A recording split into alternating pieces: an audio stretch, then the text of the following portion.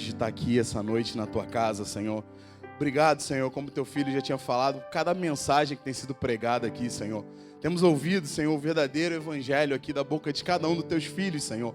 Senhor tem falado no nosso meio, Pai. Senhor tem bradado aqui, Senhor, e tratado a nossa alma, porque o Senhor está preocupado com a eternidade, Senhor. Tu está voltando, como teu filho orou aqui, Maranata, e tu está preparando a tua noiva para o dia do casamento, Senhor. Então continua, Senhor, tirando aquilo que ainda está agarrado em nós do mundo, aquilo de pecado que precisa sair. Nos ajuda, Senhor, para que quando tu voltar, tu encontre uma noiva limpa, perfumada, adornada, lavada no sangue do Cordeiro e poder morar contigo a eternidade para ficar para sempre na presença do Todo-Poderoso. E hoje é mais um dia, Senhor. Fala conosco, Pai. Fala com cada um dos meus irmãos, assim como tu falou comigo durante a semana, hoje, quando eu estava lendo mais um pouquinho. Essa palavra é primeiro para mim, Senhor. Primeiro o Senhor falou comigo, Pai. Eu só quero transmitir, Senhor. Como eu costumo dizer, Senhor, não vou receber isso sozinho, Pai. Mas eu quero passar para os meus irmãos. Então que o Senhor possa falar e cada um aqui que ouvir possa sair daqui abençoado, transformado, cheio da tua presença e com mais amor por ti. Assim eu oro te agradecendo em nome de Jesus. Amém. Amém. Queria começar essa mensagem, e vai ser essa a base da minha mensagem, com um vídeo. E queria agradecer já ao Jamilson, né? Costumo dizer que depois de Jesus, o Jamilson é o meu salvador, né? Quando eu estou no socorro e quando a gente estava planejando uma sketch, mas acabou que essa sketch não deu certo. E aí eu e o Jamilson pensamos num plano B. Na verdade, a sketch é baseada nesse vídeo, mas como não deu para fazer o vídeo, vamos tentar colocar. A legenda não está 100%. Se você não entendeu, eu posso narrar assim, em 1 minuto o que aconteceu aqui nesse vídeo, ok? Presta atenção. Em nome de Jesus.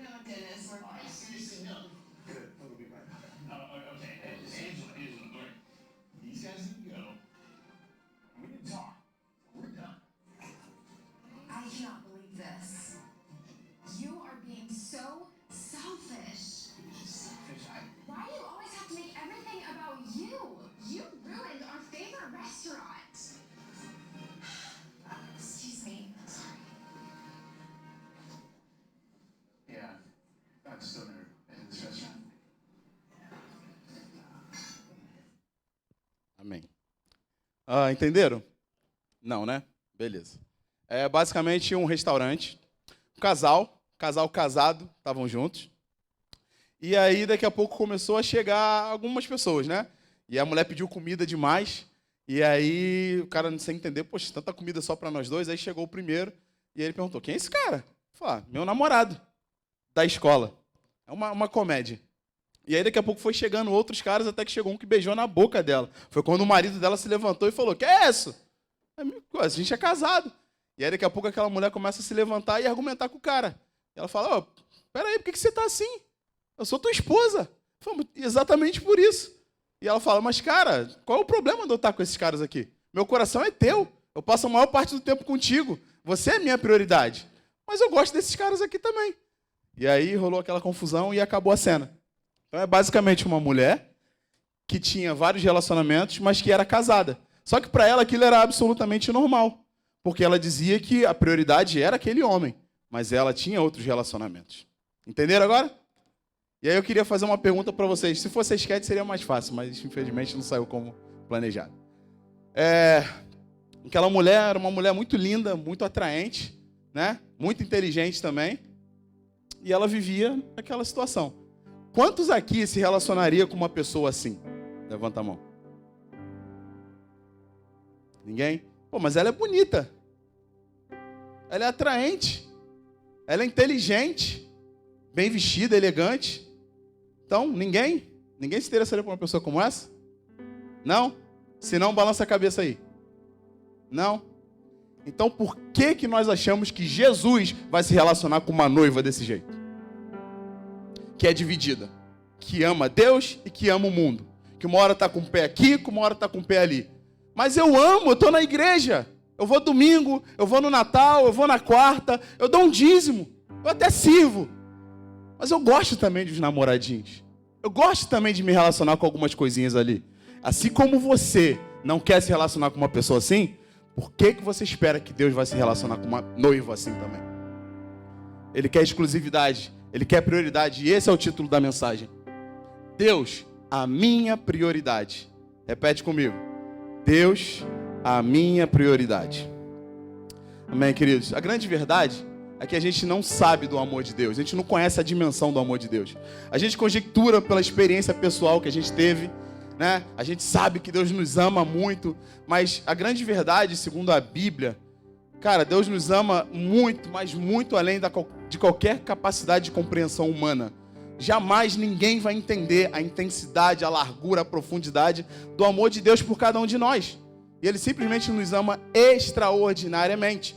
Olha só o que a Bíblia diz. Lá em João 3,16, que é um verso muito conhecido, diz: porque Deus amou o mundo, como? Que deu o seu Filho... desculpa, essa versão tá. Porque Deus amou tanto o mundo, que deu o seu Filho unigênito, para que todo aquele que nele crê não pereça, mas tenha a vida eterna. Poxa, a gente já sabe que o sacrifício que Jesus fez é um amor extraordinário. Mas olha porque que ele faz questão de enfatizar. Amou tanto. Não foi só um amor, foi um amor gigantesco. E aí, lá em Romanos, no capítulo 8, no verso 26, diz assim: da mesma forma, o Espírito nos ajuda em nossas fraquezas, pois não sabemos como orar, mas o próprio Espírito intercede por nós com gemidos inexprimíveis. Ele não só intercede por mim e por você, mas intercede com gemidos inexprimíveis. Não tem como expressar como ele geme por cada um de nós. E aí, por último, nesse ponto, Tiago 4, 5, não se assuste com o começo, ele fala assim: adúlteros, vocês não sabem que a amizade com o mundo é inimizade contra Deus? Quem quer ser amigo do mundo, faz-se inimigo de Deus. Ou vocês acham que é sem razão que a Escritura diz que o Espírito que Ele fez habitar em vocês tem o quê? Fortes ciúmes. Não é só um ciúme, são fortes ciúmes. Parece até que quase que um exagero, sabe? De tanto amor que Ele tem por mim e por você, que Ele não abre mão de você por ninguém, pelo mundo e por qualquer outra situação. Porque para Deus, você é a prioridade entre todas as coisas, entre todas as situações da terra. Jesus não veio morrer na cruz pelos animais, pelas estrelas, pelas montanhas. Ele veio morrer por mim e por você, porque me amou e te amou de tal maneira. Olha só a intensidade do amor de Deus por mim e por você. E olha que o que eu estou falando aqui ainda não é nada se comparado ao de fato o quanto Ele nos amou. Não cabe na compreensão humana.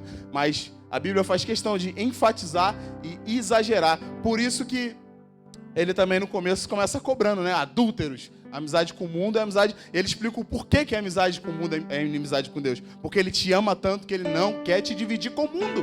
Ele não quer te dividir com lá fora. Ele te chamou para você ser propriedade exclusiva dele. Ele não desceu na terra, não morreu na cruz para te dividir. Ele te comprou completamente. Me comprou completamente. Mas nós é que decidimos usar isso só pela metade. Mas esse é o amor de Deus pela nossa vida. Amém? Então, porque Ele nos amou, o Senhor deseja que o amemos, pois Ele nos separou para vivermos para Ele. Então Ele não nos separou simplesmente para a gente sentar no banquinho, só agradecer e falar, valeu Jesus. Não. Ele tem expectativa. Ele quer resposta no amor. Não porque Ele precisa do nosso amor. Não porque Ele vai ficar com crise de identidade se você não o amar. Tem aquela velha frase que eu já falei isso aqui uma vez, né? Deus sem você continua sendo o mesmo, mas você sem Deus, né? Só Jesus. Então Deus não precisa da gente. Mas Ele exige que o amemos, porque Ele sabe que só conectados com Ele a gente tem vida, e a gente tem vida abundante. Ontem o pastor Stallone, né? Até brinquei, né? O pastor Stallone estava igual o Rambo aqui, atirando ponto .50 aqui.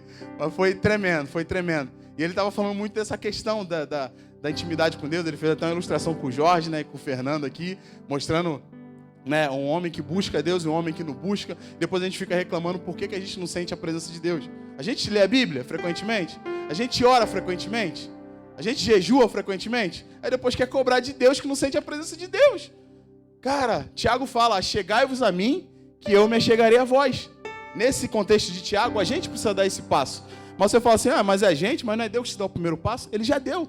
Derramando o filho dele lá na cruz por você. Agora ele espera o seu passo para ele, para poder te fortalecer, me fortalecer e a gente poder dizer, agora eu sinto a presença de Deus, porque eu estou completamente conectado com Ele. Lá em 1 Coríntios, no capítulo 6, no verso 20, diz assim, vocês foram comprados por alto preço, portanto, glorifiquem a Deus com o corpo de vocês. É isso que Deus espera depois que Ele morreu por nós na cruz. Sabe o seu corpo bonitinho aí? Não foi feito para o pecado. Eu estou falando isso primeiro para mim, tá, gente? Para mim. Eu sou o que mais preciso ouvir essa palavra. Seu corpo não foi feito para o pecado. Seu corpo foi feito para glorificar o nome do Senhor. E aonde seu corpo tem ido?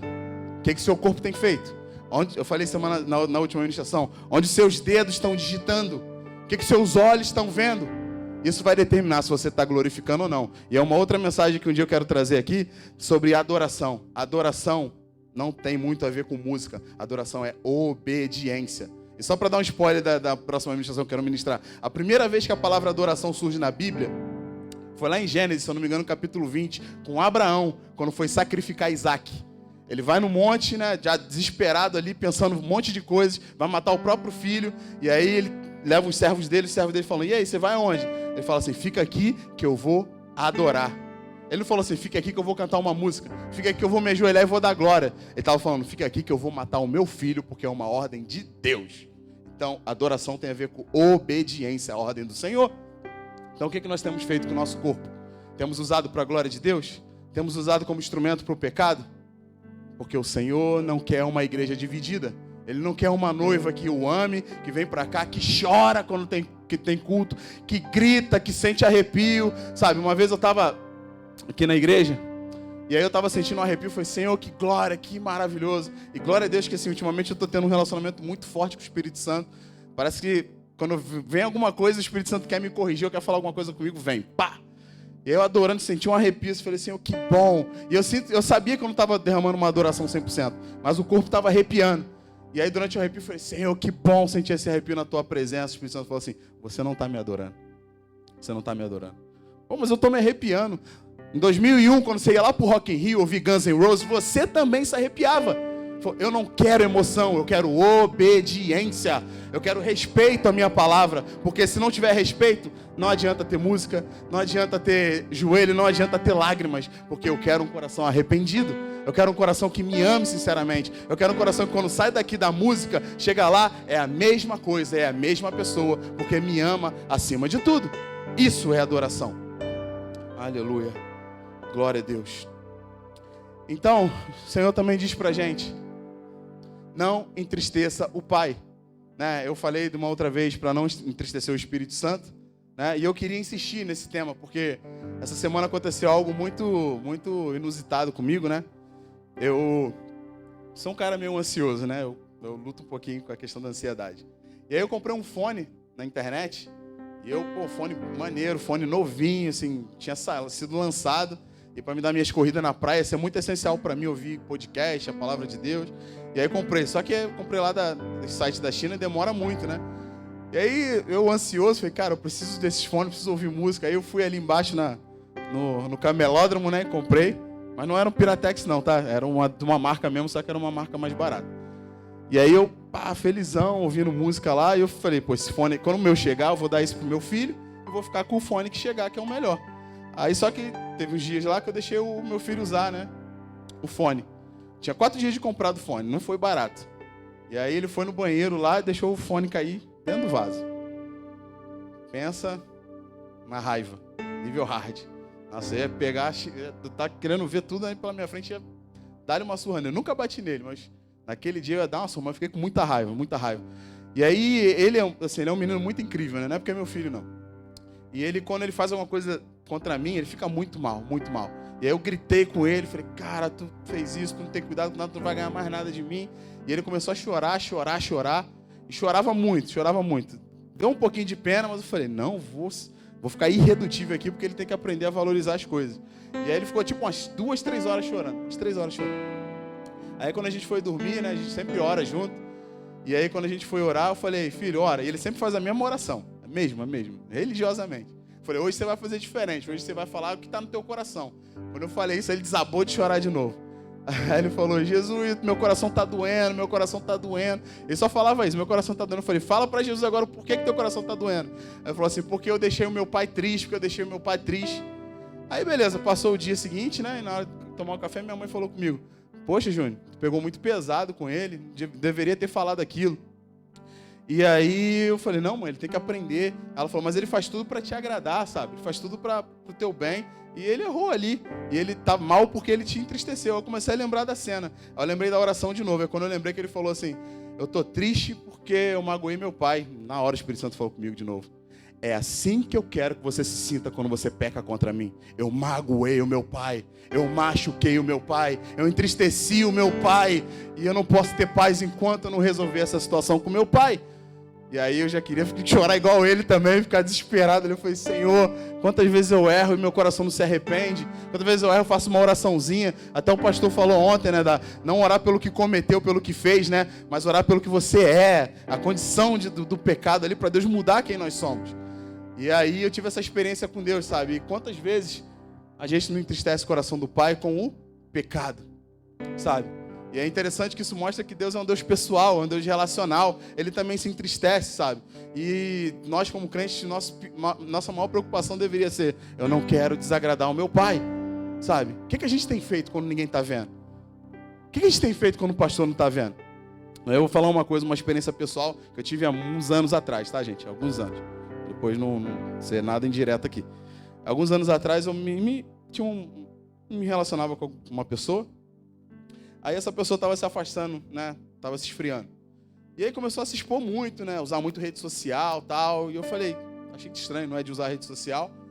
Aí essa pessoa, eu falei, indaguei, o que houve? Agora eu estou cuidando da minha vida, parei de me preocupar com os outros. Sabe aquele papinho da pessoa que está se afastando de Jesus? Ela quer usar as pessoas para culpar uma coisa que ela está com Deus. O problema dela é com Deus e ela culpa a pessoa. Agora eu não ligo mais, agora eu vou fazer isso, que se dane a opinião das pessoas e não vou mais me ligar na opinião dos outros. Aí começou a postar, começou a fazer as coisas lá. Aí eu comecei a perceber que ela começou a bloquear algumas pessoas da igreja. E aí eu indaguei, eu falei, poxa, mas por que tu bloqueou algumas pessoas da igreja? Porque eu não quero que saibam da minha vida. Eu falei, mas espera aí, onde está a coerência nisso? Se você fala que não se preocupa com a opinião de ninguém, então você deveria postar para todo mundo ver o que você está fazendo. Se você está preocupada com que algumas pessoas vejam, então parece uma hipocrisia. Porque no fundo você se preocupa com o que vão pensar. Porque se você não tivesse nem aí, você ia lá e postava que se dane. E não bloqueava ninguém.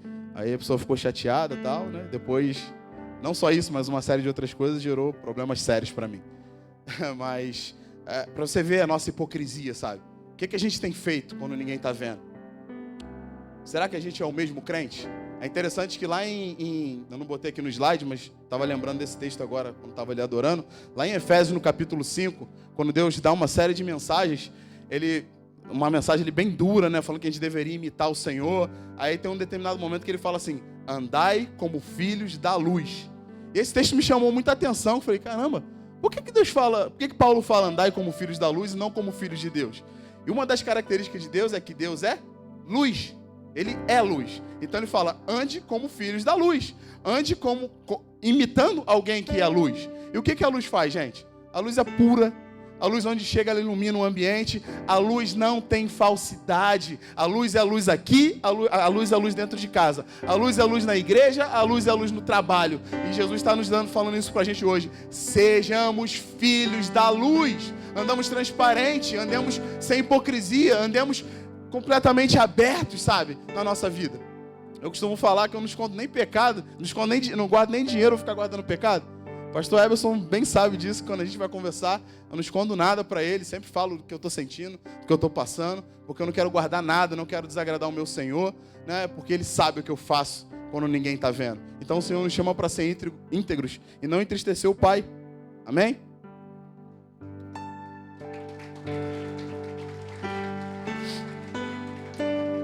E aí, gente, eu já falei aqui algumas vezes de um texto que eu li, que quando eu li, me doeu, eu chorei, porque eu entendi, quando Deus mandou, assim, parece que eu estava vendo a cena, quando Deus mandou Ezequiel escrever, eu imaginei a dor de Deus, de falar com Ezequiel para escrever, e a dor de Ezequiel por estar escrevendo aquele texto ali. E aí eu queria ler esse texto com vocês, é um texto longo, mas a gente tem tempo, amém? Ezequiel 16, a partir do verso 6 diz assim: que essa é a história de todos nós, gente, de todos nós. Pelo menos o começo dela. Então, passei por perto e vi você rolando no seu próprio sangue. Embora você estivesse coberta de sangue, eu não deixei que morresse. Eu a fiz crescer como uma planta sadia. Você cresceu forte e alta e ficou moça. E seus seios se formaram e os seus cabelos ficaram compridos. Mas você estava nua quando passei de novo. Vi que havia chegado o tempo de você amar. Então cobri o seu corpo nu com a minha capa e prometi amar você. Sim, fiz o contrato de casamento com você e você se tornou minha. Sou eu, o seu Deus, o Senhor Deus, quem está falando. Eu a lavei com água e limpei o sangue que a cobria. Passei azeite na sua pele. Eu a vesti com roupas bordadas e lhes dei sapatos do melhor couro, um turbante de linho e uma capa de seda. Eu a enfeitei com joias, pulseiras e colares. Dei uma argola para o seu nariz, brincos para as suas orelhas e uma linda coroa para a sua cabeça. As suas joias eram de ouro e prata, e você sempre usou vestidos bordados de linho e de seda. Você comeu pão feito da melhor farinha e tinha mel e azeite à vontade. Você era muito bonita e chegou a ser rainha. Em todas as nações falavam da sua beleza. Perfeita, porque fui eu que fiz assim, tão linda. Sou eu, o Senhor Deus, quem está falando. Mas você aproveitou da sua beleza e da sua fama para dormir com qualquer um que passasse. Usou os seus vestidos para enfeitar os seus lugares de adoração. E ali você se entregava a qualquer um como uma prostituta.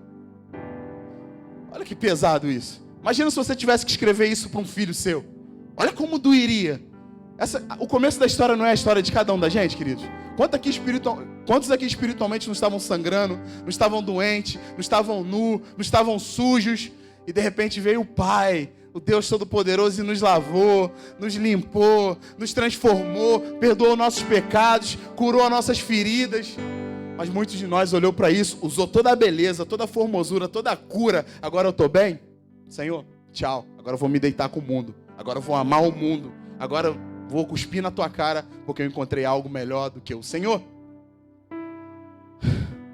Isso não deixa triste o coração do Senhor? Isso não deixa o coração do Pai triste? Diante de tudo aquilo que Ele fez, descer do céu, a Bíblia diz que Ele se esvaziou da sua glória, se fez homem, morreu por nós, para nos dar vida, para nos tirar daquele mundo. E aí a gente simplesmente decide voltar para o mesmo lugar que Ele nos tirou. A Bíblia diz que aquele que busca o Senhor e se afasta é como uma porca que depois de lavada vai lá e se suja de novo. Ah, mas eu estou na igreja, eu não saí da igreja, eu não estou lá no bar bebendo. Gente, muitas das vezes nós estamos afastados dentro da casa do Senhor. Muitas vezes o que está aqui é só a capa. Mas a gente não adora como adorava antes. Quando vem para a igreja, vem por obrigação para o pastor nos ver. A nossa vontade não era estar aqui, sabe? Muitas vezes em casa, a última coisa que é falada é o nome de Jesus. Nossos filhos estão se perdendo e a gente não faz nada para ajudar. Nossa família está se perdendo. Eu sou testemunha disso, né? Eu perdi praticamente uma família porque eu estava mal espiritualmente. Graças a Deus eu estou curado nisso, mas eu reconheço que eu estava um crente bem meia boca, bem, desculpa a expressão, vagabundo. E aí eu não tive forças para lutar por algumas coisas, mas claro que parte não foi culpa só minha. Mas a minha parte eu acabei não fazendo porque eu estava numa época dentro da igreja, mas desviado do Senhor. Dentro da igreja sem amor pelo Senhor. Dentro da igreja sem me importar com o que estava acontecendo de ruim à minha volta. Insensível. Só queria saber do meu ego. Só queria ficar na internet, já que eu não tinha... Achava que eu não tinha amor em casa, então ficava procurando ser elogiado na internet. Massageando meu ego. Olha só como eu sou bom, como eu sou importante. Na verdade, eu estava desagradando meu Senhor e estava sofrendo consequências gravíssimas. E o Senhor disse, eu te adornei, eu te enfeitei. Você foi e se deitou com outro. Você foi e usou tudo isso que eu te dei. Agora que está bem, né? Agora que prosperou. Agora que eu abençoei. Agora que está curada. Agora que passou a dor, a depressão, a angústia. Agora eu vou voltar lá para o mundo de novo. Eu vou até ficar aqui porque eu até agradeço um pouquinho o que ele fez. Mas eu gosto dali. Eu gosto um pouco de fazer aquilo. Eu gosto de viver aquilo. E o Senhor fica triste. Por quê? O Senhor nos chamou para ser santo. Diz assim, sejam santos. Fala para o irmão que está do seu lado. Sejam santos. Amém. Lá em 1 Pedro, no capítulo 1, no verso 14 a 16, diz assim, como filhos obedientes, não se deixem amoldar aos maus desejos de outrora, do passado, quando viviam na ignorância. Mas assim como é santo aquele que os chamou, sejam santos vocês também em tudo o que fizerem, pois está escrito, sejam santos porque eu sou santo. Essa é uma ordem do Senhor, amém? Essa é a palavra do Senhor. Sejam santos, pois sou santo. Estava pesquisando essa palavra no Antigo e Novo Testamento, né? Lá no Antigo Hebraico, essa palavra significa kadosh, santo. É como se você tivesse, sei lá, um pedaço de pano aqui, e cortasse esse pano e separasse esse pano. Esse pano já não está mais conectado à camisa, esse pano agora faz parte de uma outra coisa. Isso é ser santo, isso é ser separado. Você era conectado a uma situação, você foi cortado daquela situação e agora você está em outra situação. Foi exatamente o que o Senhor nos fez, o que o Senhor fez por nós. Estávamos completamente conectados com o mundo, aliançados com o mundo, presos na lama do mundo, e o Senhor chegou com o amor e com a misericórdia dele e nos cortou desse mundo. Até porque a Bíblia diz, né, que Deus nos tirou do império das trevas, estava lá no império. O que é um império? É um lugar onde tem um imperador, né? Eu costumo falar que o reino é o lugar onde habita o rei. E o império é um lugar onde habita o imperador. Então tinha o imperador das trevas lá, nós vivíamos servindo, ou sendo cavalos daquele imperador, sem mesmo a gente querer. E pela misericórdia do Senhor, ele foi lá e tirou e transportou para o reino do seu filho amado. Olha só, a gente saiu das trevas, foi para um reino do filho amado. Reino fala de um rei, reino fala de um lugar. O reino é um lugar onde habita um rei. O reino tem uma cultura, tem leis, e os servos daquele reino têm que adorar o rei. Será que a gente está vivendo o reino de Deus? A Bíblia fala tanto, buscar em primeiro lugar o reino de Deus e as demais coisas serão acrescentadas. Será que a gente tem buscado esse lugar? Será que a gente tem obedecido às leis desse reino? Será que a gente tem adorado de verdade esse rei? Será que a gente tem vivido a cultura do reino lá fora? Porque se a gente não estiver vivendo isso, não estamos vivendo o reino de Deus. Estamos vivendo, infelizmente, desculpa falar, o império das trevas. Se a nossa vida não for diferente da vida daquelas pessoas lá de fora, como é que eles vão ser ganhos? Como é que a gente vai se assemelhar? A gente fala, se eu sou santo, eu sou santo. Deus já te santificou. E existem alguns níveis da santidade, que é um papo para outra conversa, é um assunto para outra conversa. Santidade posicional e por aí vai. Mas o Senhor nos separou do mundo. Para quê? É o mesmo, como é que eu falo? Tipo do passado, né? Deus, ele tinha uma nação e ele levantava juízes para reinar aquela nação. Só que quem comandava mesmo era Deus. O juiz só ficava ali ouvindo e transmitia. E aí o povo tão cansado, né, do juiz, começou a pedir um rei, né? Pô, dá um rei aí, todo mundo. Olha só, desde aquela época, gente, não mudou nada, a alma é a mesma. Desde aquela época, dá-nos um rei, todo mundo tem rei. Todo mundo tem rei, pede Samuel lá, perturba Samuel, dá um rei. Samuel chega até o Senhor e fala, pô, Senhor, o povo está querendo um rei. E aí, poxa, o que eu fiz? E Deus fala para Samuel, Samuel, não foi você. Não é você que esse povo está rejeitando, esse povo está rejeitando a mim. Eles querem imitar o mundo. Olha que contraditório. Deus justamente não colocou um rei porque ele queria mostrar para as nações que esse povo sem rei físico dava certo, prosperava, era feliz. E aquele povo lá tinha que imitar esse povo aqui. Mas o povo aqui queria imitar o povo lá. O povo aqui queria fazer as vontades do povo lá. E aí pediram um rei, e aí Deus deu o rei que eles pediram. Saul, que lascou com tudo lá, e depois Deus, como sempre, veio limpar a bagunça trazendo Davi. Será que hoje é diferente? Será que hoje a gente está olhando para a moda, para as coisas do mundo, para os lugares e querendo imitar, querendo ser igual? Ou será que a gente está querendo viver o reino de Deus a ponto das pessoas olharem para nós e falar, eu quero imitar o fulano, eu quero imitar o ciclano, eu quero o mesmo Deus dele, porque eu vejo que ele ou ela é comprometido com Deus? Ou será que a gente, de fato, está só olhando para lá e se misturando demais e agora a gente nem sabe o que a gente é? Será que lá no teu trabalho, queridos, alguém pode te procurar para te pedir uma oração? Para te pedir uma palavra de Deus? Você tem uma palavra para dar? Você vai ligar para o pastor? Aí, pastor, lá na casa dele, lá na segunda-feira de folga, pô, dá uma palavra aqui, porque fulano está precisando de uma palavra? Ou será que as pessoas realmente veem Cristo em nós? Como o pastor Stallone falou ontem, né? Nós somos servos que manejam bem a palavra de Cristo, né? Sabe manejar, tem uma palavra para dar e tem um caráter suficiente, puro e que brilha, que aquela pessoa daquele trabalho pode nos procurar e falar, com esse eu posso contar, com essa eu posso contar. Quando eu estiver mal, eu sei que ele vai orar por mim, ela vai orar por mim, não vai me chamar só para dar uma volta, para tomar um açaí e não vai resolver o meu problema. Então, o Senhor está nos chamando para ser santos, queridos, como Ele é santo. Olha o nível, olha o nível. Sabe o que Deus está querendo falar? Isso aqui é o mundo. Vem aqui, Tiago, por favor. Isso aqui é o mundo. Está querendo falar, Tiago, suba para cá. Esse é o nível que eu quero você. Não é melhor que o mundo, mas eu te chamei para estar no nível acima. Eu te chamei por cabeça, não por cauda. Então, gente, vamos parar de sofrer, vamos parar de se misturar, vamos parar de envergonhar o Senhor. O Senhor está nos chamando para algo grande, para algo extraordinário, e não para viver a mesma coisa que o mundo vive. Senão, que diferença a gente vai fazer? É melhor Jesus exterminar todo mundo aqui e criar uma nova raça. Se ele deixou a igreja aqui, é porque ele quer mostrar que existe uma cultura a se viver, que se o mundo lá fora olhar para cá e ver essa cultura, eles vão querer viver essa cultura também. E eu louvo a Deus pela nossa igreja, sabe, pela palavra que tem sido ministrada aqui. Cada vez mais os cultos têm recebido muitos visitantes, que as pessoas estão sendo atraídas pela palavra, pelo caráter dos nossos pastores, pelo compromisso que a nossa igreja está tendo. Mas o Senhor quer que todos nós, gente, 100% de nós, vivamos a palavra de Deus 100%. Porque Ele me ama, Ele te ama. E Ele te deu o privilégio de te colocar o Espírito Santo aí dentro para te fazer ser extraordinário e para te fazer ser luz para as nações. Me fazer luz para as nações. Porque se a tua vida aqui na terra, não sei quanto tempo você vai viver, não influenciou a vida de ninguém, não abençoou a vida de ninguém, não transformou ninguém, ninguém vai lembrar de uma palavra que você ministrou para ela, de um texto, cara, não valeu a pena viver. Alguém falou, não sei se essa frase é correta, mas alguém falou, pior do que morrer é viver uma vida sem propósito. Pior que morrer é viver uma vida que não fede nem cheira na vida de ninguém, sabe? Meu pai foi esse exemplo. Meu pai passou nessa terra, só deu trabalho, né? No último dia dele, deu trabalho, se internou em 8 clínicas de reabilitação, nunca fez nada por ninguém. Não estou falando isso com mágoa não, porque eu amei meu pai, perdoei meu pai. O Zé Mário, né, tá aqui, que já esteve junto com meu pai. Então, assim, meu pai se internou e nunca fez diferença na vida de ninguém, sabe? Nunca abençoou o filho ou alguém na rua. Nunca lembraram, só lembraram ele como um gente boa que pagava cachaça para todo mundo na rua. Falei, cara, que vida. Só passou, viveu 56 anos e não influenciou a vida de ninguém. Quantos anos você tem?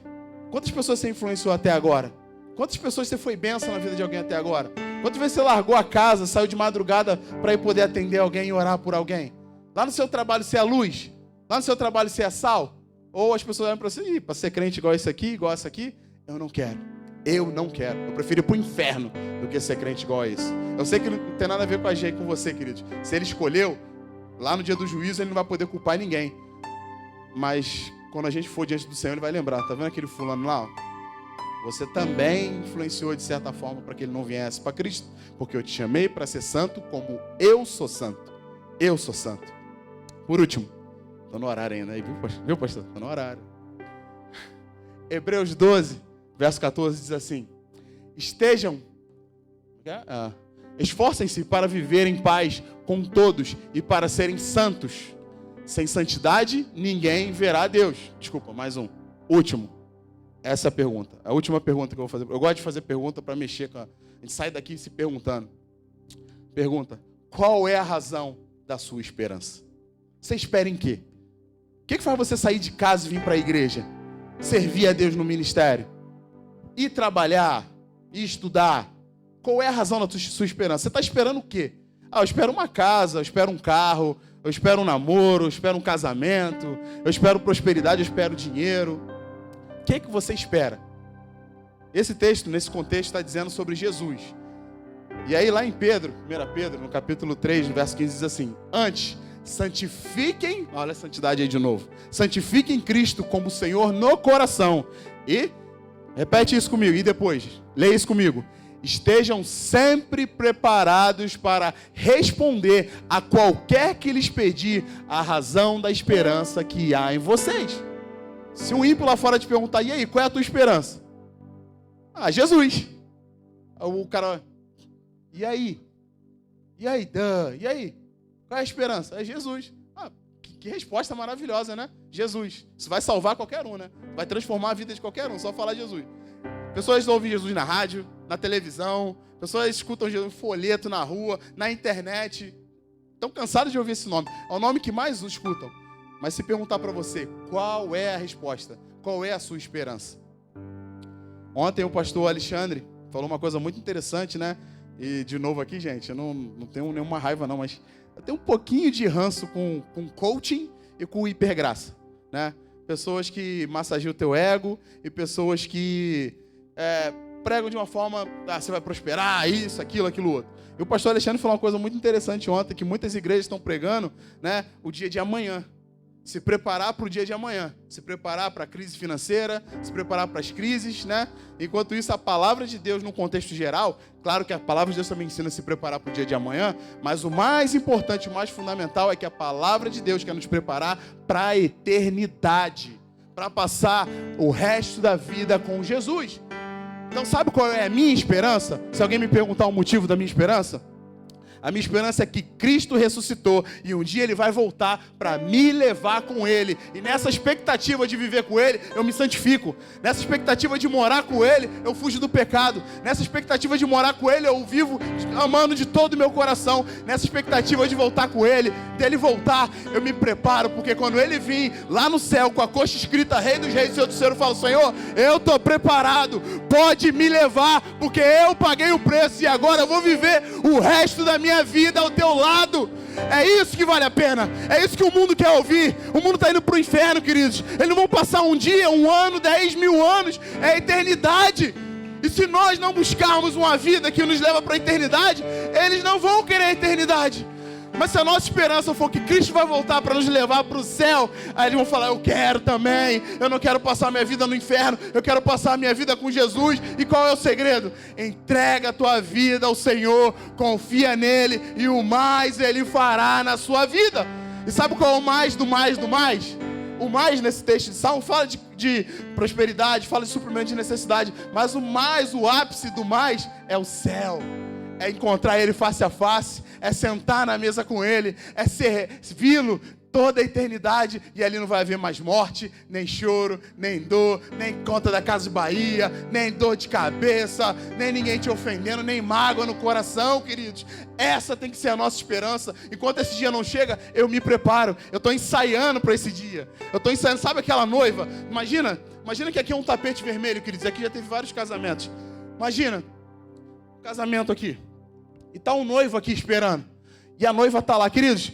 Não sei se você já casou aqui na igreja, quem já é casado já casou em alguma igreja, no religioso, né? Mas quando a noiva tá caminhando, já tô acabando, tá? Quando a noiva tá caminhando, cara, você que já foi noiva, você olha pro teu marido, Você nem percebe quem veio na tua festa, nem percebe no casamento, nem percebe, olha para o lado e nem sabe quem está ali, porque o teu foco é o teu noivo, o teu foco é o teu marido. Eu estou indo para lá para viver o resto da minha vida feliz, então eu não vou olhar para o lado, eu não vou olhar para as distrações, eu vou olhar para o meu objetivo. O meu objetivo é o meu noivo, que vai virar meu marido, e eu vou amá-lo e viver com ele toda a eternidade. Essa é a minha esperança. Então eu estou olhando para o meu marido, e quando eu olho para o meu marido, mundo ou não, pecado ou não, porque o meu marido está chegando e eu vou casar com ele. E aqui eu encerro a minha participação e agradeço a oportunidade em nome de Jesus.